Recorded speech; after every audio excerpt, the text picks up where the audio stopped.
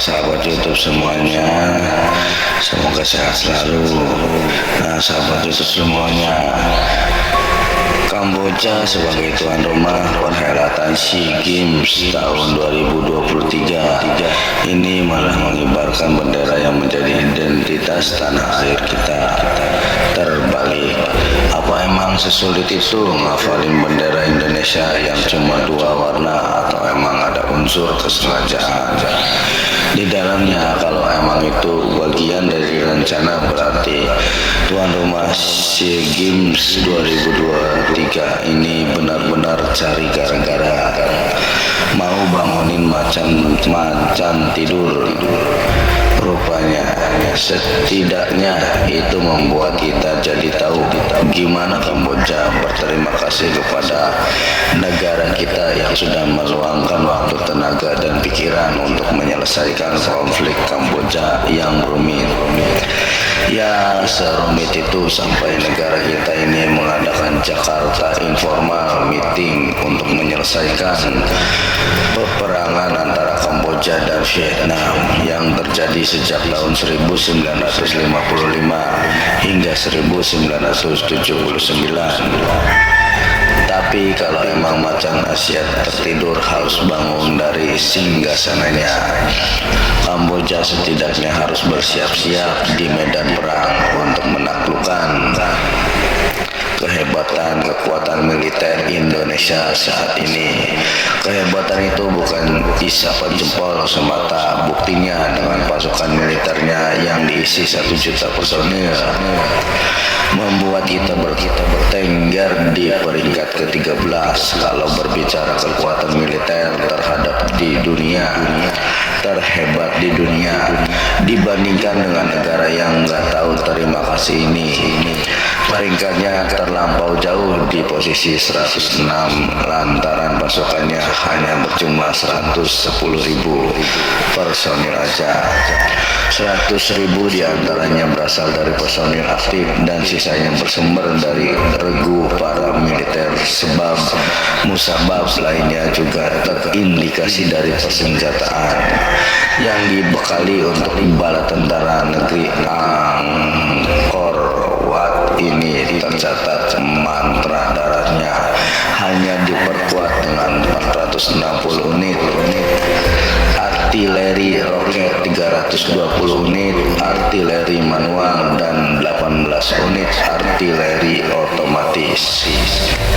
Sedangkan untuk alutsista yang terbilang memiliki mobilitas tinggi seperti kendaraan lapis baja, Angkatan Darat negara ini menyimpan 7.132 unit di pangkalan militernya. Oh iya, di garis depan pertempuran mereka juga bakal ngandelin 644 unit tank tempur. Karena udah menyinggung tank, kayaknya ini saatnya untuk mencari tahu seberapa hebat alutsista andalan mereka. Negara berbentuk monarki konstitusional tersebut mendaulat tipe 59 sebagai tank tempur utama mereka. Tank ini dibangun oleh Cina sejak tahun 1958 hingga tahun 2000-an. Untuk maju bersama tentara negara Cina pada masa itu masuk akal rasanya kalau kita mengklaim bahwa tank ini sudah ketinggalan zaman.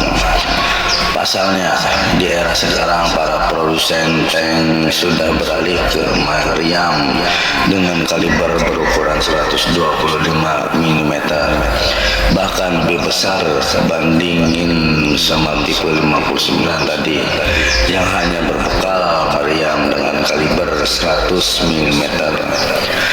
Seenggaknya senjata perlengkapan seperti senapan mesin berukuran 7,62 mm yang terpasang di tubuh tank ini sedikit menyelamatkan ketertinggalannya. Meskipun demikian, rasanya enggak kalau tipe 59 ini disandingkan dengan Leopard 2 milik Indonesia. Keperingasan meriam dengan kaliber 120 mm yang smart di level 2, membuat tipe 59 terkesan lemah. Terlebih lagi meriamnya itu disokong oleh 2 buah senapan mesin berukuran 7,62 mm yang siap menghujam target dengan amunisi. Sayangnya tank utama milik Indonesia ini hanya berjumlah 103 unit dari total keseluruhan 314 unit tank di pangkalan. Tapi tenang, Jenderal Dudung sebagai Kepala Staf Angkatan Darat masih menyimpan 128 unit kendaraan lapis baja dan juga 153 unit artileri otomatis untuk menutupi kekurangan jumlah armada jenis tank. Jangan lupa 414 unit artileri manual yang bisa dikolaborasikan bersama 63 unit artileri roket juga siap siaga kapanpun saat dibutuhkan. Ini baru berbicara persenjataan di sektor daratan, belum lagi di segmen persenjataan untuk mengamankan teritori laut mereka. Karena kalau mengulas persenjataan Indonesia untuk mata lautan, kita sepatutnya jauh lebih mumpuni dibanding negara yang dipimpin oleh Perdana Menteri bernama Hansen ini. Bisa kita buktikan dari total persenjataan yang negara sediakan mencapai 324 unit untuk mengamankan area laut NKRI. Jumlah persenjataan tersebut datang dari 10 unit fregat, 21 unit korvet, dan juga 4 unit kapal selam. Tapi persenjataan segitu dirasa belum cukup, hingga 202 unit kapal patroli dan 13 unit kapal penyapu ranjau mengisi barisan pertahanan tanah air. Rincian persenjataan itu terbilang cukup kompleks jika disandingkan dengan alutsista yang disediakan oleh di Kamboja. Alasannya karena angkatan laut negara ini hanya diperkuat dengan kapal patroli sebanyak 20 unit saja. Emang yang bisa diandalkan dari puluhan kapal patrolinya itu apa sih? Maksudnya si kapal patroli STNK itu agak loyo. Walaupun harus diakui senjata yang dibekali kapal patroli ini juga cukup oke di kelasnya.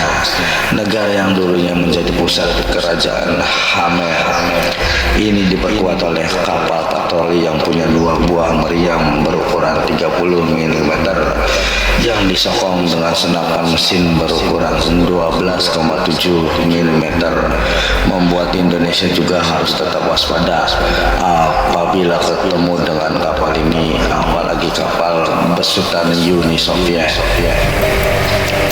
Tersebut juga dibekali 4 buah torpedo yang ditemani 24 buah mesin charge untuk menaklukkan siluman laut. Walaupun spesifikasi segitu terbilang cukup kuat, namun kalau berhadapan dengan kapal merusak satu Gusti Ngurah Rai 332 20 unit kapal patroli milik Kamboja sekalipun bisa disikat habis. Statement ini lahir karena spesifikasi yang dibekalkan oleh PT PAL ke kapal perusak ini enggak main-main. Pasalnya hanya dalam waktu sekejap saja kapal patroli milik Kamboja bisa tenggelam akibat diserang oleh tembakan dari meriam dengan kaliber 76 mm itu. Belum didasar oleh tembakan rudal maupun torpedo yang tersedia di kapal perusak terbaru negara kita ini. Kalaupun kemungkinan terburuknya Kamboja menurunkan armada udaranya untuk membantu para matra lautnya, emang apa yang bisa diharapkan dari 4 unit pesawat transportasi militer dan juga 20 unit helikopternya? Alih-alih memenangkan peperangan malah justru bikin Kamboja makin terpuruk. Bayangin aja, dulu tiba-tiba Menteri Pertahanan kita mengerahkan 41 unit jet tempur, 37 unit pesawat dan 67 7 unit pesawat transportasi militer itu belum termasuk dengan 15 unit helikopter yang sudah pasti dengan mudah menjatuhkan 20 unit helikopter milik Kamboja. Bisa dibilang negara kita bisa sekuat ini berkat dana yang dikucurkan ke sektor pertahanan itu cukup besar. Gimana enggak alutsista sebanyak itu bisa terrealisasikan dari dana sebesar 8,8 miliar US dollar atau setara 129 triliun rupiah per tahunnya. Masuk akal jika kita menang telak kalau disandingkan dengan mereka, karena anggaran untuk militernya hanya berada di angka 632 juta US dollar atau setara 9,3 triliun rupiah saja. Cuman lagi-lagi kemenangan itu bisa saja terbalik jika negara-negara lain alias sekutu ikut campur. Bila mana kedua negara ini berperang, pasalnya bisa saja Amerika Serikat, Inggris dan juga Prancis bakal ikut campur masalah kita. Sekian dan terima kasih. Salam kerja keras, kerja pintar, dan salam gotong royong. Salam Bhinneka Tunggal Ika. Wassalamualaikum warahmatullahi wabarakatuh.